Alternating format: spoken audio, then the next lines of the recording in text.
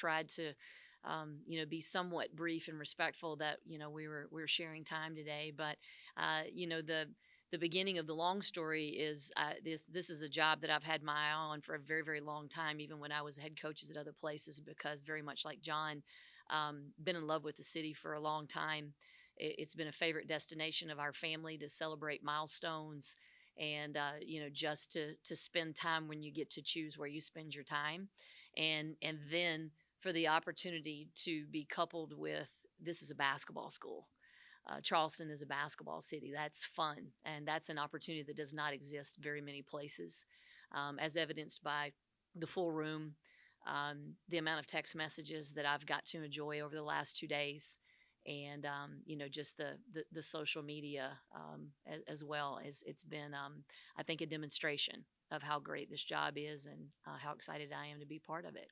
With you having coached at Charlotte, coached at Clemson, coached here in the Carolinas, how do you think how your relationships in the Carolinas may help with kind of this transition? Well, I tell you what, I'm here. I mean, like, I keep coming back, so there must be, something really special. Feeling a connection to the Carolinas. I do feel at home here. I enjoy the people. I enjoy the weather, even when it's pollen all over your car, and sometimes humidity. I appreciate that, because it's a really good external indicator that you're in the South. And my accent and my pedigree is pretty good evidence that this is where I want to be. This is where I enjoy being, and tremendous amount of relationships through the high school ranks, all the recruiting circles, and then just a tremendous depth of family, friends, and connection, that I'm blessed with, that have developed over the years. So it feels really good to be back here. Super excited.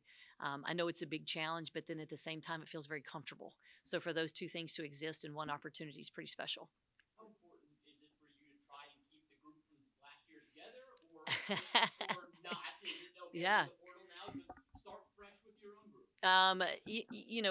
This is a championship team with an opportunity for, to build legacy that's based on returning. And John touched on it a lot more than I did. The challenge of the new landscape is being able to talk about that openly and honestly. And but the reality is, how important is legacy to you? How important is history to you? And I'll share with you guys, when I met with the women last night, because most of them were too young to appreciate this. Maybe their families had told them, I graduated from the University of Florida, and enjoyed a head coaching career there alongside Billy Donovan, who was obviously a Hall of Famer, fantastic. The story of the back-to-back championships of the men's basketball there was a group of young men who primarily could have all gone to the league and said, let's not. Let's pause that. Let's hold off fame, fortune, and all of those things, to come back and do something special together for each other. And that was an example that I think really resonates with what our group's opportunity is. But ultimately, every individual now has the opportunity to make those choices. And so hopefully we can keep vision casting what can be, and ultimately there's got to be leadership. Beyond coaches, there's got to be a player who says, "Come on, let's stay. Let's do this. Stay with me. I'm doing it. Come with me." And that's the choice that they have. But I hope that matters to them. And because I think a lot of the things that seem sexy and appealing about the portal are fleeting, and legacy, and back-to-back championship opportunities, and making history are things that are not fleeting. There are things that, when the 40-year-old version of you is getting together with her former teammates, that's what you talk about. You didn't talk about if you got 10,000 more dollars over here, or any of those things. You talk about who you are. For me, I have a strong tie to where I went to university. It's part of my identity. I was there for 4 years. Obviously, the landscape is different, but the opportunity is still the same.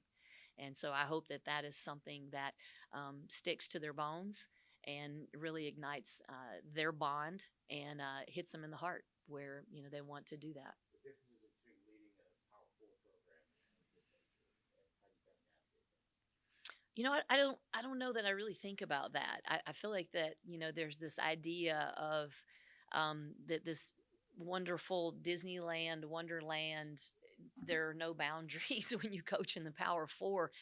There are things that you have to overcome. There is not an endless amount of money. There those things are just not true.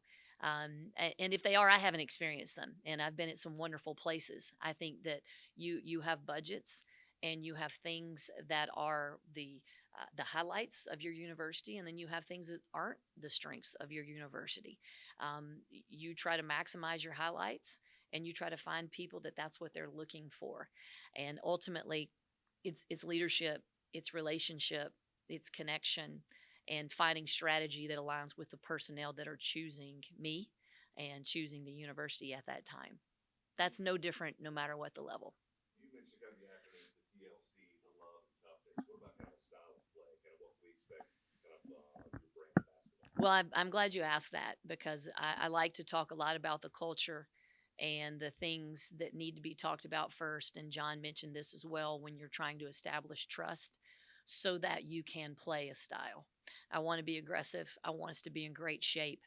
I want us to be able to get after people, and I want to be able to give them my best as a coach, which is them submitting to the idea of being pushed and trust and how you love and what you're about on the inside.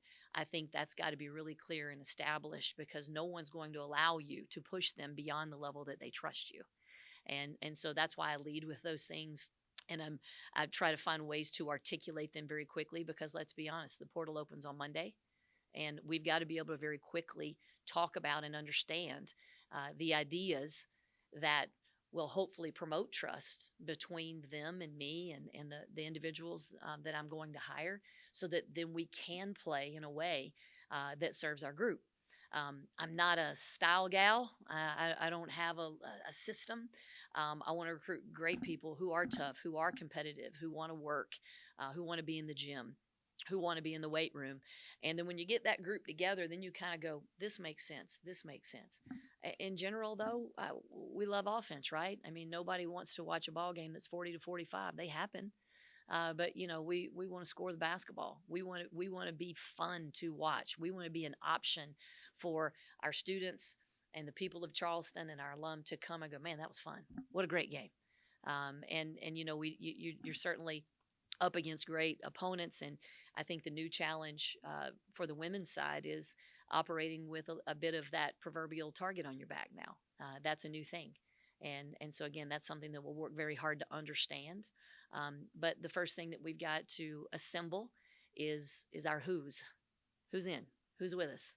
And that's going to be a little bit of a process, and that's part of my charge as the leader to be able to cast the vision and attract the right people. Is there anything you've learned the last couple of years being away from being a head coach that you're excited to implement now that you're running the program? I mentioned my gratitude for Jeff Walls. I had a master class for 2 years of what it means to be a general manager, I guess you could say. He has a tremendous grasp of management, not just coaching. Obviously, has a tremendous grasp of that, and so to be able to try and serve him as an assistant while at the same time selfishly just trying to learn as much as I could without any agenda other than I love learning and really trying to understand why he's a future Hall of Fame coach. And that was a big part of it. Certainly there's strategy and approaches. And, John and I have already talked about it all the time. It's going to be hard to get us out of our offices when we start going back about ball screen coverage or, what all the things that are just, I know they're coming and I get a little excited when I think about it. But at the end of the day, too, the new skill set of the modern head coach is management in a way that none of us were trained. I wasn't anyway. This was not part of how we were brought up as young assistants or even young head coaches. And so trying to find people who do it well and ask them questions, understand what translates to your current situation, and then, put it into practice. I think I had a great advantage by being at Louisville with Jeff and also under Josh Hurd's leadership as well, where there is, one of the words that John brought up and I thought was fabulous is just the alignment. And then one of the words that I kept doubling down on is the creativity, because I think there has to be a healthy dose of both in, coming out on top of these situations that are new. How important was it to really grab Matt right off the rip in this coaching search and get his attention, knowing that he was divided in his time interviewing two coaches in 1 week to hire at the same time? How important was it to kind of sell yourself right away to him? Well, I kind of have two ideas on that. So, Matt mentioned Debbie Antonelli. I mentioned Debbie Antonelli. Debbie Antonelli is probably the person for years who has known that this was a job that if I ever had an opportunity to go for it, I would want it. And so that was really helpful, that Matt was turning to Debbie for some guidance because I had made it very clear to her, not last week or week before that, but many, many times over the years, how special I thought this job was and how special I think the city is, and how much me and my family would love to be here. So that was helpful. Now, the second part of my answer, and Matt brought this up, and I did as well. It's like a head coach and having a great staff. Absolutely. One person couldn't do everything. And that's why you hire great people. And you try to surround yourself with great people. And that's what great leadership is what's happening when you can't be in that room. What is your staff, or what are the people who've learned under you? How are they carrying out the mission without you standing there watching? And I think that that's what I experienced. I experienced a lot and had a lot of time with Matt and President Shu as well. But I mentioned Kate Tiller because I think she was ready for the challenge of assisting in whatever Matt needed her to do, and I was the benefactor of that. Coach, welcome to Charles. Thank you.